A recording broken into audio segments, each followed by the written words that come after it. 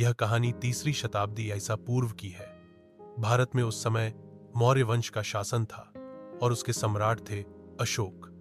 अशोक अपने प्रारंभिक जीवन में बहुत महत्वाकांक्षी और पराक्रमी राजा थे। उन्होंने कई राज्यों को जीतकर अपना साम्राज्य विशाल बना लिया था, लेकिन उनके राज्य का एक इलाका बचा था, कलिंग, वर्तमान उड़ीसा। एक स्वतंत्र और समृद्ध राज्य था। वहां के लोग स्वतंत्रता प्रेमी थे और मौर्य साम्राज्य में शामिल होना नहीं चाहते थे। अशोक ने कई बार कलिंग के शासकों को अधीनता स्वीकार करने को कहा, लेकिन कलिंग ने हर बार इनकार कर दिया। युद्ध की शुरुआत। अंततः अशोक ने कलिंग पर आक्रमण करने का निर्णय लिया। यह युद्ध बहुत भीषण था। अशोक की विशाल सेना ने कलिंग पर चढ़ाई की। दोनों ओर से घोर युद्ध हुआ।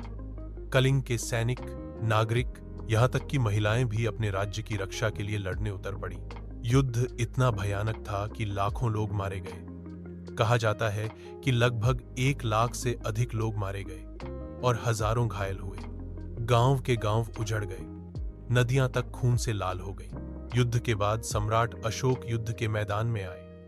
वहां का दृश्य देखकर उनका हृदय द्रवित हो उठा। जगह जगह लाशें पड़ी थीं। महिलाएं अपने मरे हुए बच्चों को गले लगाकर रो रही थीं। घायल सैनिक तड़प रहे थे। अशोक को पहली बार एहसास हुआ कि यह विजय वास्तव में पराजय जैसी है।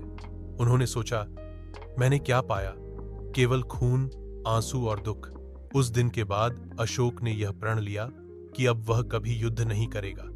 उन्होंने बौद्ध धर्म को अपनाया और शांति, करुणा और अहिंसा के मार्ग पर चल पड़े। उन्होंने देश भर में बौद्ध धर्म का प्रचार किया। उन्होंने जगह जगह धर्म स्तंभ बनवाए जिन पर नैतिकता, करुणा, सत्य और अहिंसा के संदेश खुदवाए। अशोक का यह परिवर्तन इतना प्रभावशाली था कि आज भी उन्हें अशोक महान कहा जाता है। उनके शासन को भारत के इतिहास में स्वर्ण युग माना जाता है।